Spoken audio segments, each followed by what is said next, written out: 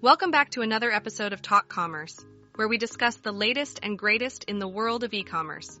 My name is Gretchen, and joining me today is our host, Brent Peterson. Brent, how are you doing today? I'm doing super duper, Gretchen. I'm really excited about today's guest.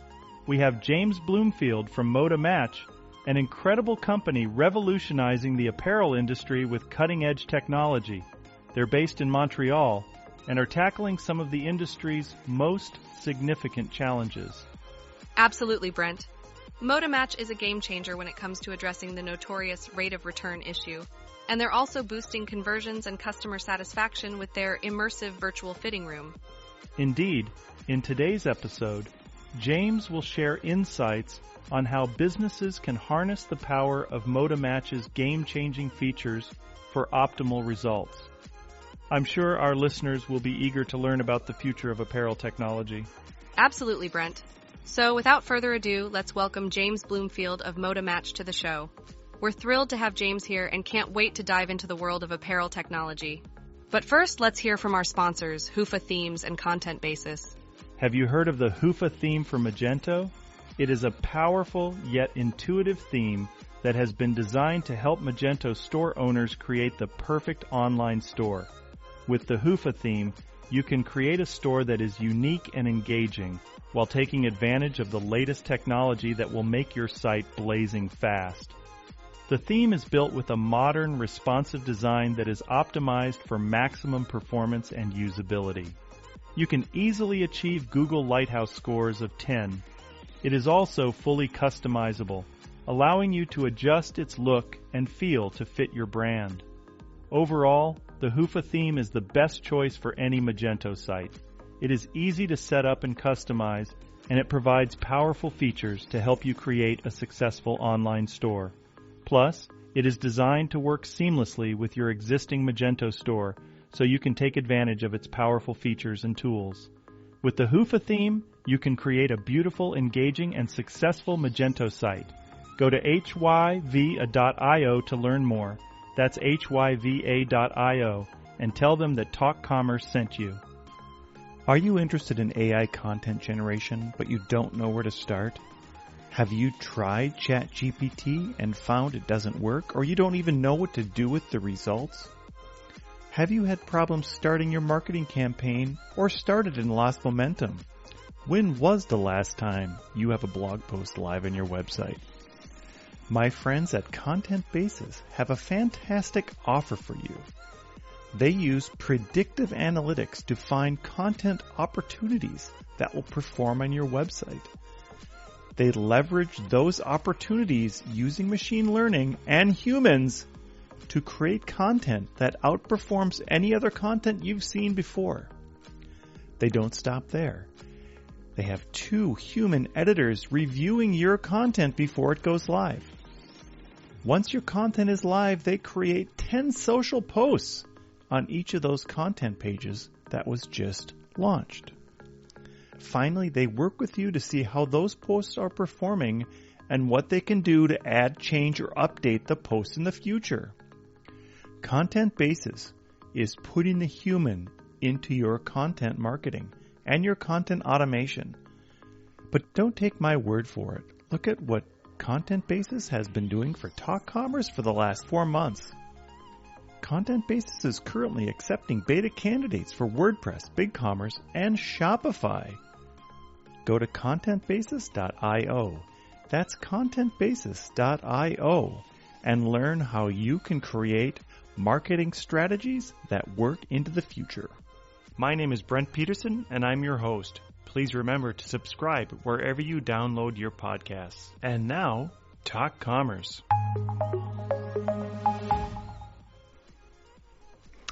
Welcome to this episode of Talk Commerce. Today I have James Bloomfield. James is the CEO and co-founder of Moda Match. James, go ahead and introduce yourself. Tell us your day-to-day role and maybe one of your passions in life. Thank you very much, Brent. It's great to be on today, and I've been looking forward to this for some time. And yep, I am the founder and co-founder and CEO of ModaMatch, which is a fashion technology company. We utilize highly advanced AI technologies in order to deliver cutting-edge solutions to the fashion apparel space. In terms of my daily activities as a startup CEO and co-founder, you wear a lot of hats and you have a lot of responsibilities. And it's been quite the journey, taking us from an unknown startup with my partners and getting us to the position we are today, which is very exciting, working with a number of large corporate retail partners as well as SMEs, and just trying our best to bring a new element of technology, functionality, optimization, interactivity to the apparel space, in addition to trying to speak to some of the problems that we have seen that are inherent to the space that might not be as always principally business related. Ideas like sustainability, increasing the diversity, inclusivity, and representation within the space. These kinds of values that we truly believe in as a company, but are really needed to be addressed within the space at large.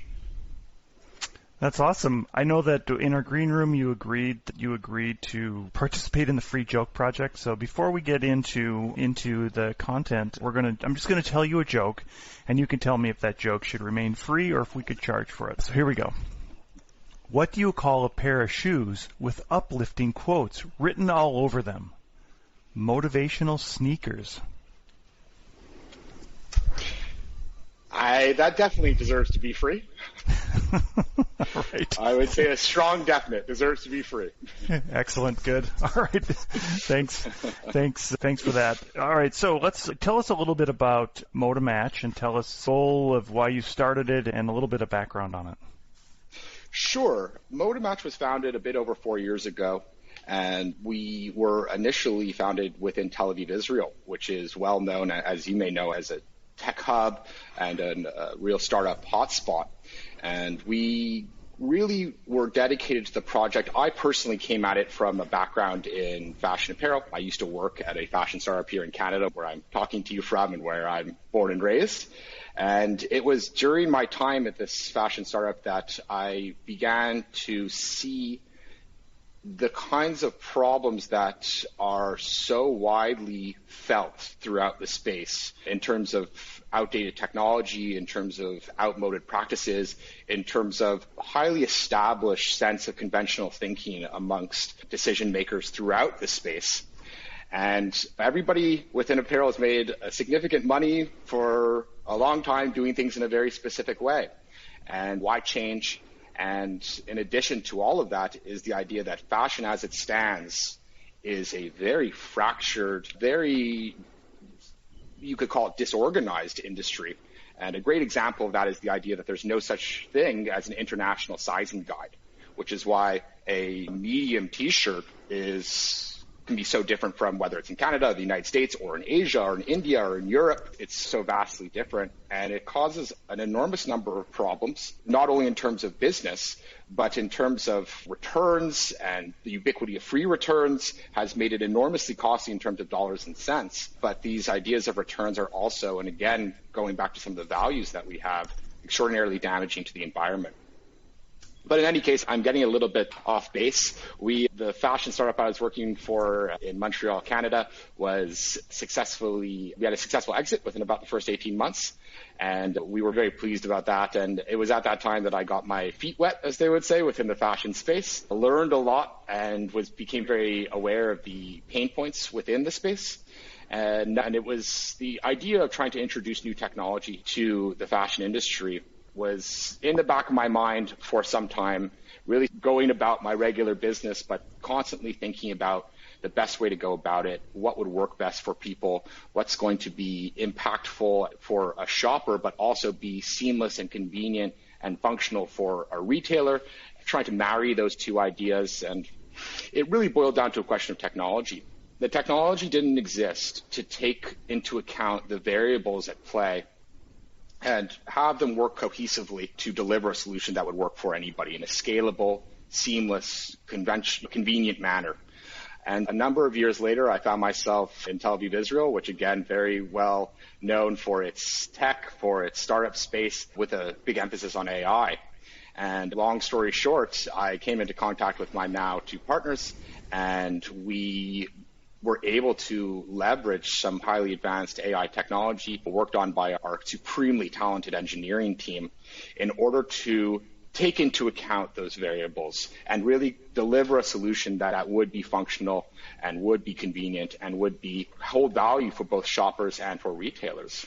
And so at that point, we wanted to continue raising money for our solution, which was what we had developed was a virtual fitting room, a plug-in white label solution that would allow shoppers to upload an image of themselves or choose from a range of models and dress them hyper accurately with their clothing selections. By having a very strong emphasis on realism, on fit, and on aesthetic, we were able to address with our virtual fitting room a number of the drivers of returns, which represent one of the biggest pain points within the industry.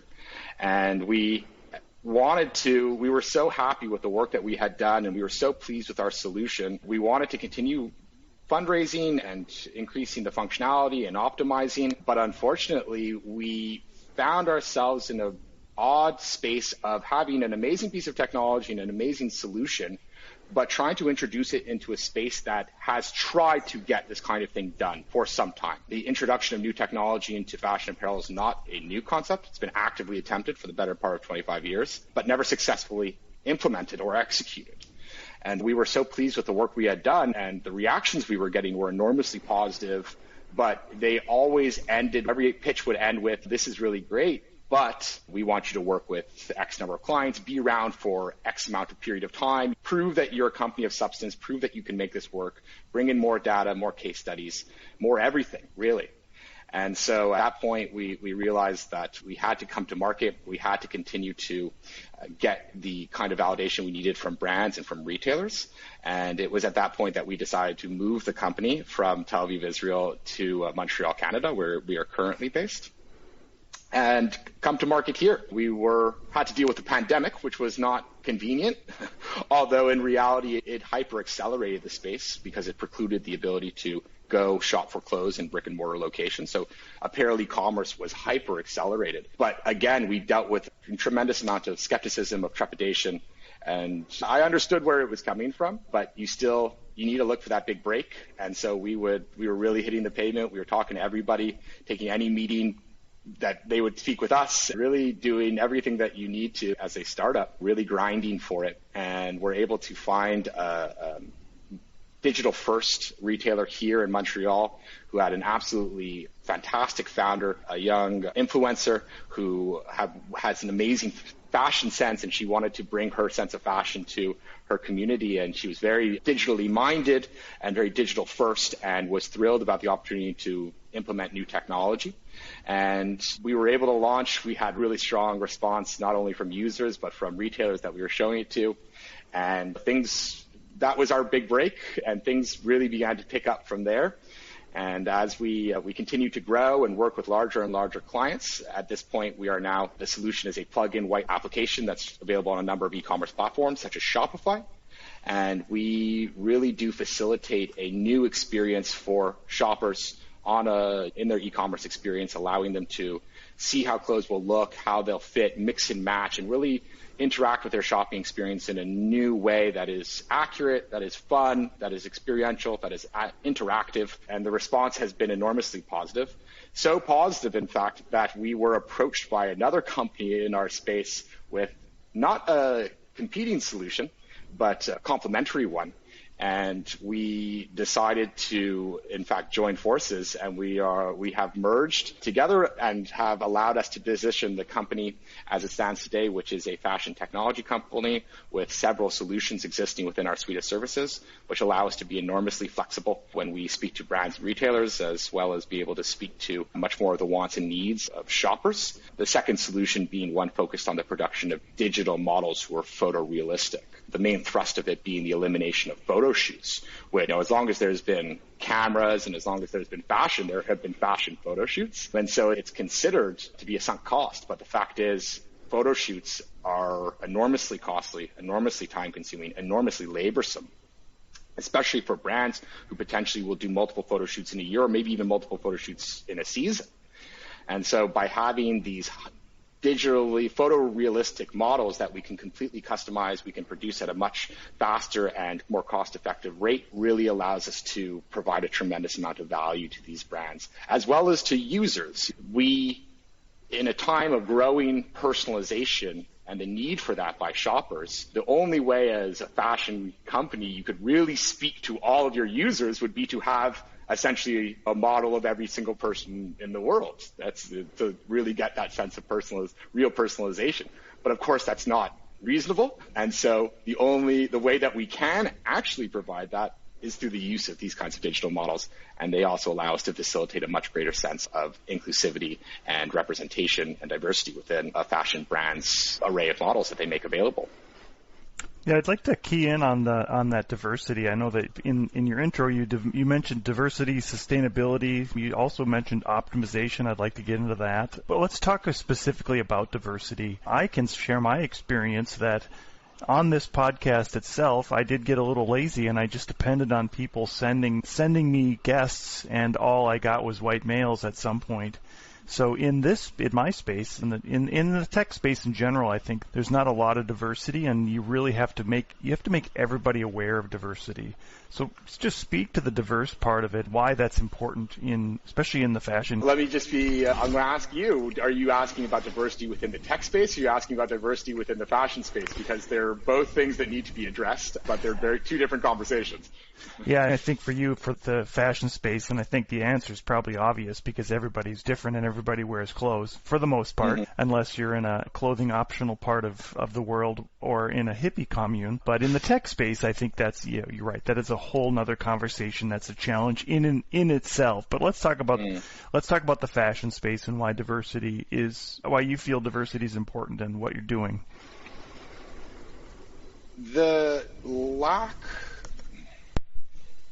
Fashion, as it stands, has a problem with exclusivity. And by that, they have a certain idea of what's beautiful and what size is beautiful, what look is beautiful. And everybody who doesn't fit that mold is on the outside looking in. And whether that's about your gender or your body type or your ethnicity, or speaking of plus-size women or petite for men as well. And it makes it so difficult to have fashion feel like it speaks to you and to make you feel included. And I'll tell a very brief anecdote which really highlights a very important and impactful moment for me during my time at the company. A number of years ago when we were first coming to market and developing the platform, we were doing numbers of focus groups, having people try the application, just talking to as many people as we could, having as many people as possible to try it and just tell us their thoughts. And I was with a number of people doing a pilot test of the application. And when the test was over, I had a young plus-size woman come up to me and tell me a story about an experience that she had recently had going out and looking for clothes, a similar experience that anybody who's listening to this is familiar with, where you walk into a store and you browse and you find something that you like, and maybe you try it on, or maybe you look for something that's more in your size. And she went through all the normal paces. She found something she liked and called over a sales assistant and asked about its size range and whether or not they could have it potentially in her size. And the response she received was, not only did the brand not carry her size in store, the brand didn't make that size, period. To which there's a moment of pause where it's, okay, where does this conversation go? Essentially kind of get out of here because we can't sell to you. And she went home and essentially went straight to her bedroom and started to cry with these feelings of embarrassment and shame and forcing this discomfort within herself of her personal confidence in her body, and how she looked. And as she was telling me this story, she was close to tears. And at that point, I found myself also close to tears because it was an experience that I had never dealt with myself personally. And it was something that I just every once in a while when you see something, it seems like it's so obvious, but you somehow have not clocked it previously. And this was a number of years ago. And I don't know what her name is. I never saw her again after that. But her story was enormously impactful on me to this day.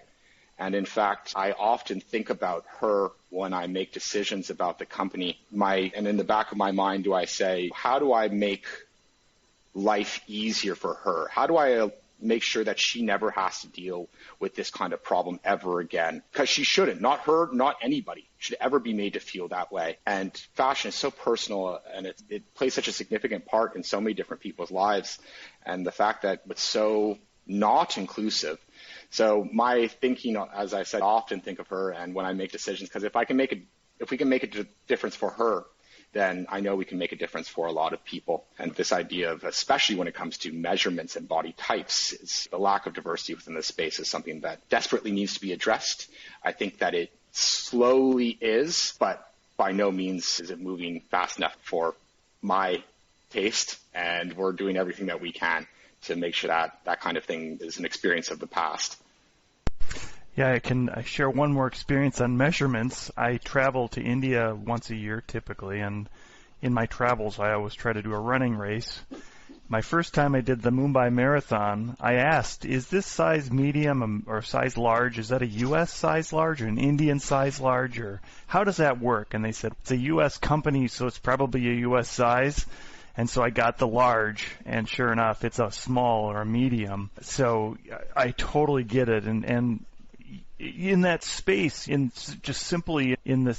that little vertical of runners, you don't want to wear a small shirt because it's never going to fit you or it's not going to be comfortable. So I'd imagine, like, in general, when you're wearing it, and for comfort or just clothing as fashion, that sizing across the world is so important. You mentioned then also sustainability. Talk a little bit about how sustainability is important. It's a topic that I think a lot of people finally are starting to take much more seriously and be much more aware of. And fashion space in particular has a problem with sustainability. They say that the industry at large contributes anywhere upwards of 10% of global carbon emissions, which is more than all maritime shipping and airfare combined, which is simply outrageous. And that's just talking about carbon emissions. That doesn't even take into account other damages like the production of wastewater through the creation of denim, it's shocking, really, the amount of environmental damage that is produced by those practices. And not only that, but a lot of the attempts by the space to address it in the recent years have amounted to what they call greenwashing, which is to make a relatively superficial attempt to become a more sustainable brand, but it's really more of a marketing ploy than anything. It's surface level only, and they'll say we source some of our fabrics we'll get our fabric from renewable sources, and when you do, and that sounds great, but when you do a little bit of a deeper dive, you realize that, maybe 5 or 10% of that fabric is coming from renewable source, but the rest of it is still being produced in a terribly damaging way. And the fact of the matter is, when it comes to returns, especially, the fact that there's no such thing as standardized sizing means that there's very little consumer confidence in what they purchase, which has given rise to its own kind of phenomenon that has been born on the back of the ubiquity of free returns, which is called bracket shopping or bracketing, which anybody who's listening to this probably has personal experience with, which is the act of going online and ordering multiple items, sometimes the same item in different colors and different sizes, and ordering 10, 20, 30, 40 items. And when they receive them, they go to their bedroom and they try them on and they see what looks good and they see what fits, and they'll return everything else. Most, if not all, of the items get returned. And why shouldn't they? If they don't fit, if they don't look right, and you have a free return, then why wouldn't she return it? So the process of sending that to and fro on the part of a brand or a retailer is a huge contributor to those carbon emissions when you talk about shipping and handling. By the time it gets back to the brand, oftentimes it's not cost effective to reshelve. And so it gets pushed downstream, whether it be into potentially a discount barrel in a Walmart, but by and large, those items will end up either in an incinerator or in a landfill. And with the rise of synthetic fibers, that item in that landfill, it might be out of sight, out of mind, but the fact is it's there and it's not going anywhere anytime soon. Sustainability is something that is should be personal to all of us. We've only got one planet, and so it's up to all of us to be cognizant of what we're doing with it. And so if we can address some of these problems through new technology, then that will allow us to not only deliver value to businesses and to shoppers, but help make what is a very damaging environmentally damaging space better, cleaner, more sustainable, more environmentally conscious. And that's something that really needs to happen sooner rather than later. And it's something that is very close to us at Modamatch. I want to put a statistic by you or a workflow and a shipping workflow by you and just comment on it. We had a client in Mexico who was a fashion brand, and they told us that most of the cotton is actually produced in the U.S., and then it's shipped to Vietnam or Asia to get made into string. And that string is shipped to or it's processed. Then it goes to Malaysia to do something else, maybe make into some fabric. Then it's shipped back to Mexico to get made into clothing. And then it's shipped to the U.S. to actually get sold on the racks. Seems like a crazy amount of movement of a commodity, especially when it starts here and then it goes around the world and comes back to the North America. And it does one full lap around the planet. Yeah. So, number one, is that a pretty common case, especially as you get into big retailers or big manufacturers of clothing? It's not uncommon. It's definitely not uncommon, but this boils back to the fractured nature of global fashion industry in terms of their practices. More and more are we seeing small to medium-sized brands try to nearshore their production to avoid some of these exact problems that you've outlined, which were really starkly highlighted during the pandemic when shipping and handling was so uncertain and items were coming from the Far East. And for instance, through China with their zero COVID lockdown policies, it became very difficult to do business in a clear and profitable manner.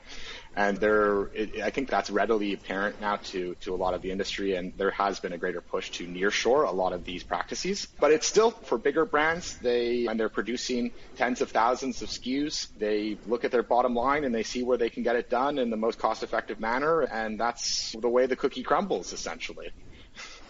I want to draw a parallel then to your solution and sustainability and say sizing, and then I want to point out a outlier, not an outlier, but a business model like the boxed model, Stitch Fix or whatever they're called, where they're actually giving you a whole bunch of stuff, and then they're encouraging you to return it. Don't like it. Can you just maybe quickly address that boxed model, subscription-based fashion model, and then maybe go right into how your solution helps with the sustainability part?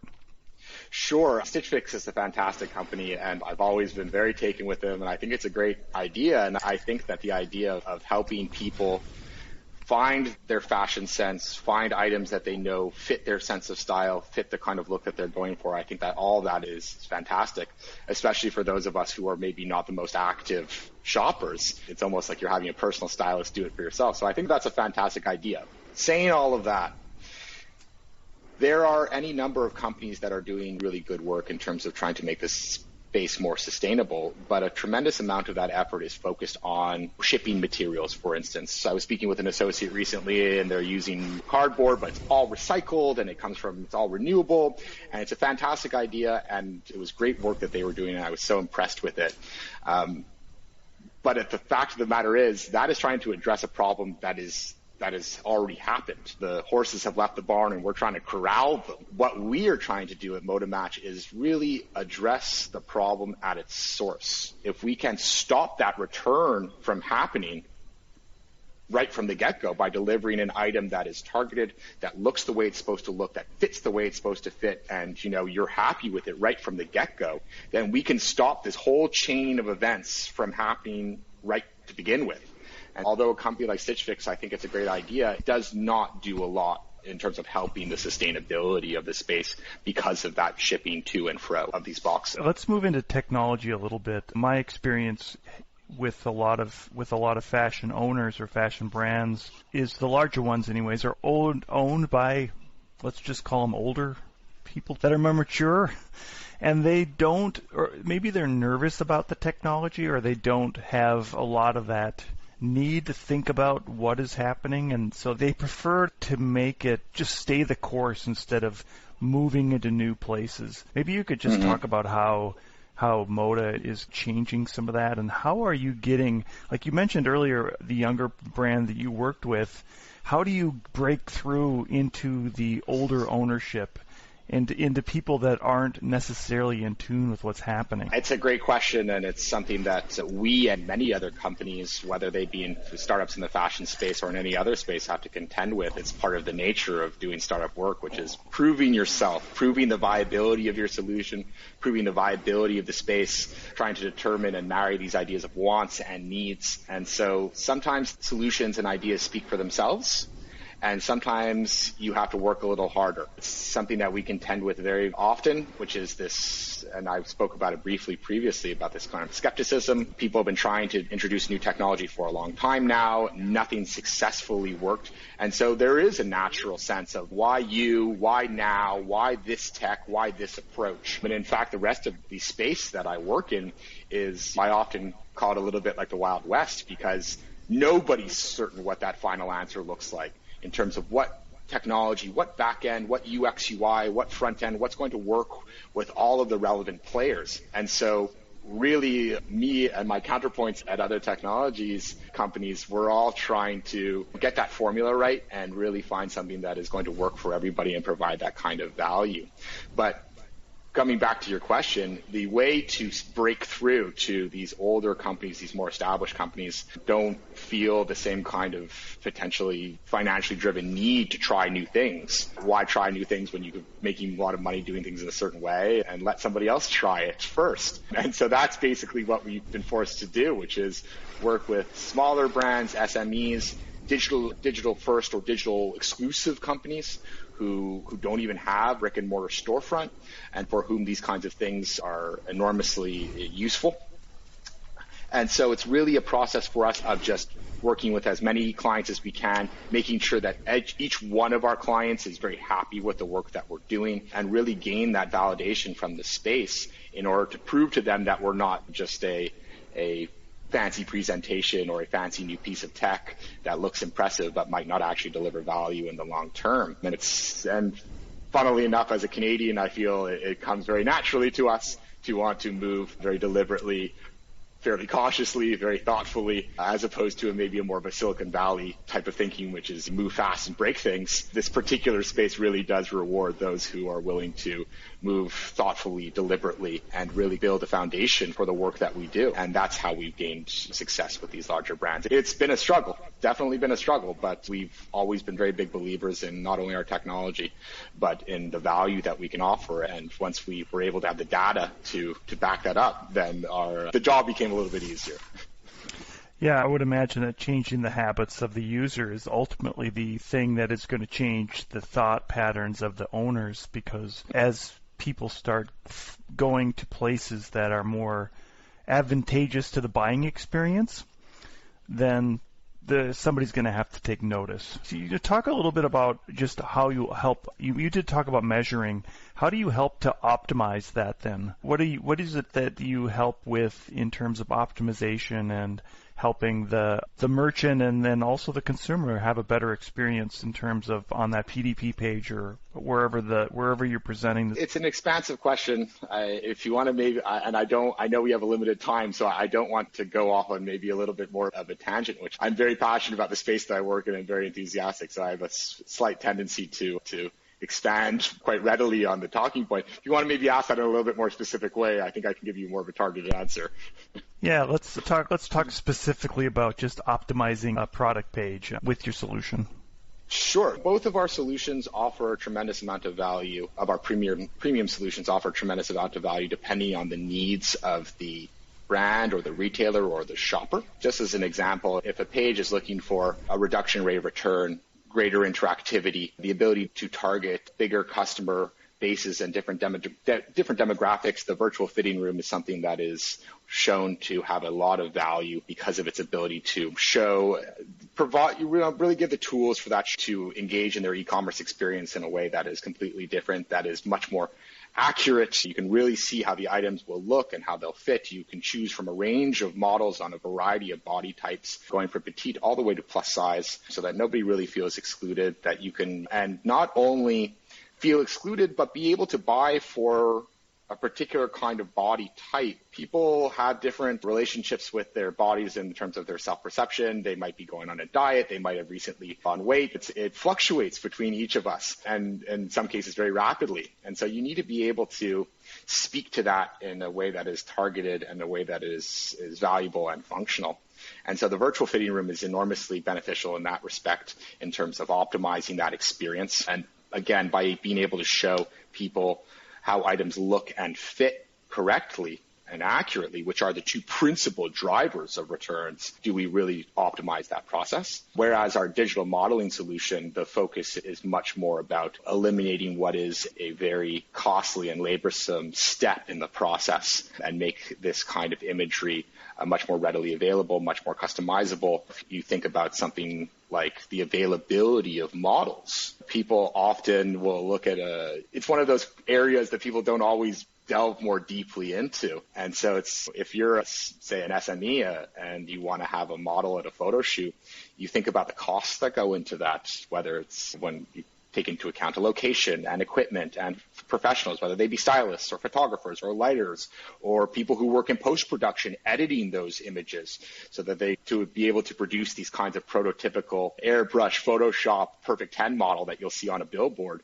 which is great, but that person shares a body type with one other person on the planet. So it might do a lot for making a brand look cool and fashionable, but it does nothing for the regular shopper. And so by being able to utilize these digital models, which allow us to produce this imagery photorealistically, very quickly, very cost effectively, very customizable, we really can be helpful not only to bigger brands, but we've seen a tremendous amount of interest from these small to medium-sized enterprises who would not be able to typically afford the costs associated with a photo shoot, be able to use the kinds of models that they want to use, be able to have the kinds of images that they want to use, whether they're studio or lifestyle shots. And so it's, again, providing a tremendous amount of value to them. And one of the things that I enjoy the most about my work is working with up-and-coming brands or designers who are so fantastically talented and are held back by limited budgets and by limited opportunity. And so if we can help facilitate this very important element of fashion, which is to be able to see modeling is an important part of fashion,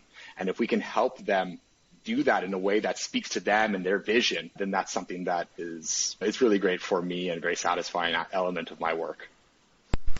I'd like to finish out our conversation today around AI and machine learning. I think there has been a perception of machine learning where people that don't understand it are afraid of it. How do you help to introduce that idea and make people comfortable with what it is? It's a good question, and I think we're helped in part by the growing introduction of AI, machine learning-driven technologies and solutions into the economy at large. More and more companies are coming to market with these kinds of solutions, so I think that in general, we're starting to become more comfortable with it. It's an unknown. It's a definite unknown, and so I often try to think about the different ways that this is going to play out and where it's going to be helpful and where it might be less than helpful, maybe even potentially harmful when you talk about job losses and things of that nature. To make people feel comfortable, I think it's more of a question of just delivering value consistently and really having that evidence in front of you. While they would say a picture is worth 1,000 words, I would argue that your data spreadsheet, if a picture is worth 1,000, then that spreadsheet's worth 10,000 words. It can be a very cutthroat business, and they're focusing on their bottom lines. And if we can just show that value in a consistent, reliable way, then that does a lot of the talking for us. I can share a little bit of my experience around it, and I'm super fascinated with machine learning, and I've been using a lot of DALL-E, and I've started making portraits of famous artists holding Jack Russell Terriers. And recently, I know, crazy, right? Recently, I did a portrait by Leonardo da Vinci holding a Jack Russell, and I posted it on Instagram, and somebody commented that they didn't think the breed hadn't been invented or discovered or whatever, developed when Da Vinci was around. And I pointed out this is a joke, and it's a representation of a portrait. But the idea there is that it is good enough to, I don't want to say fake it, because it's easier to make a representation of a famous artist, especially when it's digital. You can't touch it and see it. You're looking at it on your computer screen. But the flip side is that it looks convincing enough that it looks like an artist's portrait of a Madonna holding a Jack Russell Terrier from whatever, the 1500s. I feel like it's super exciting, and it's going in places that it's only going to get more exciting as we grow with it. And I think what we've talked about today, and especially your solution, helps us to. The diversity part, I think, is one of the most important, and we didn't really get into that enough. That there isn't enough representation of other types of people in the industry. And in our green room, we talked about technology versus the fashion industry. That there's even less diversity in the technology industry, and how important that is. If you have some bit of nugget that you could tell an e-tailer and what they should be looking at as they move into 2023, what is it that you think that one thing they could be looking at, especially a fashion e-tailer?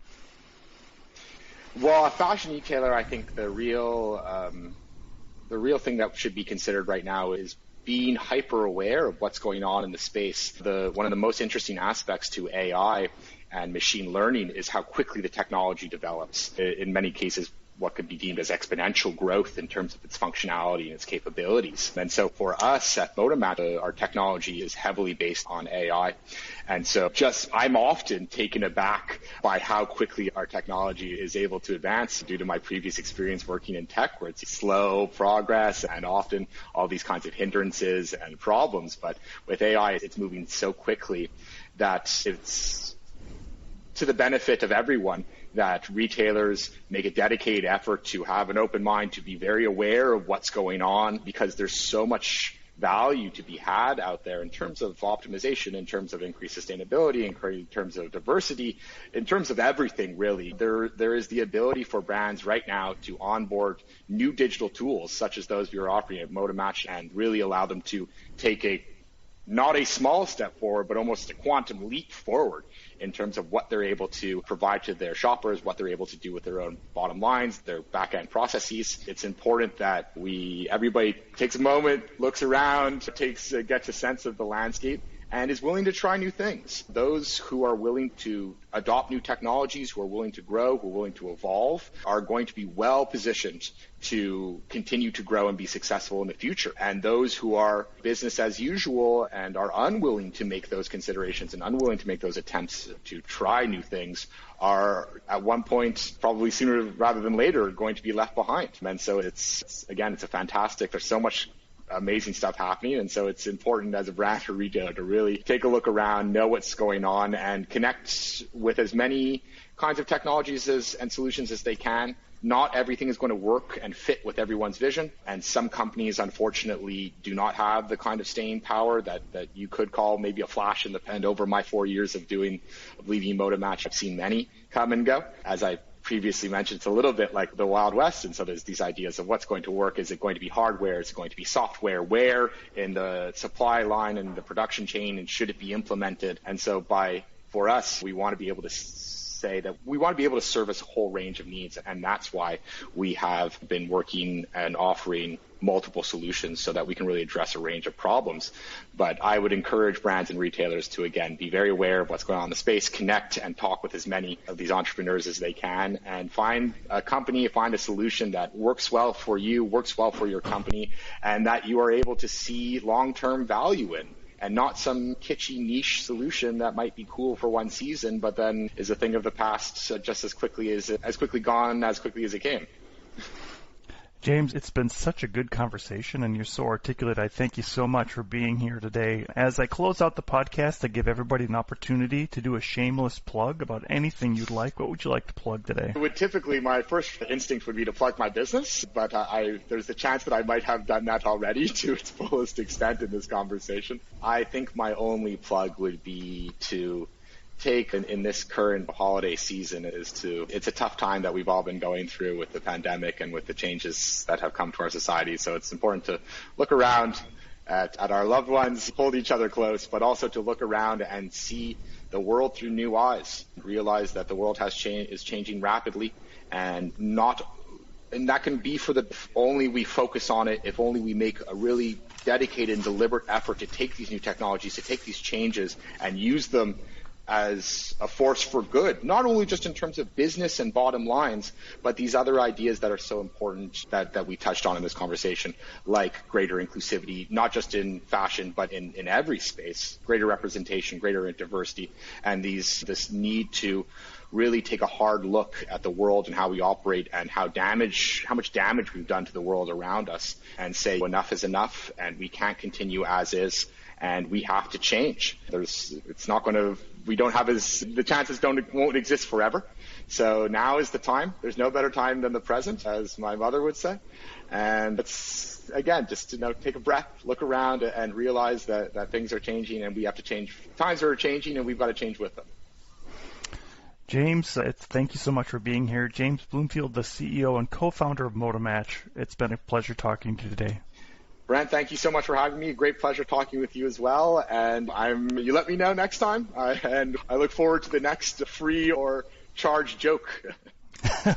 Yeah, and I should mention too, I'll put all your contact information in the show notes so people know how to get a hold of you and how to find MotoMatch. Great. Please do so. And I would encourage anybody to reach out to me. I'm a little bit of a workaholic, so you reach out to me and I will get back to you, guaranteed. And at the very least, I'm always happy to have a conversation and connect with people. There's so many amazing, fantastic people who work not only in the tech space that I'm in, but the fashion industry and the apparel industry, these new up-and-comers who are so driven, who are so talented, who are so incredibly intelligent and charming and everything that you could want. And please reach out, and I'd love to chat. Thank you. All right. Thank you, Brent. Thank you for making it to the end of this episode of Talk Commerce. Please rate this episode wherever you download your podcasts. We are actively looking for people to participate in the Free Joke Project. Go to talk-commerce.com and sign up for your free spot on the Free Joke Project. If you are a business, I will do a 30-second elevator pitch in the spot to help promote your business. That's talk-commerce.com.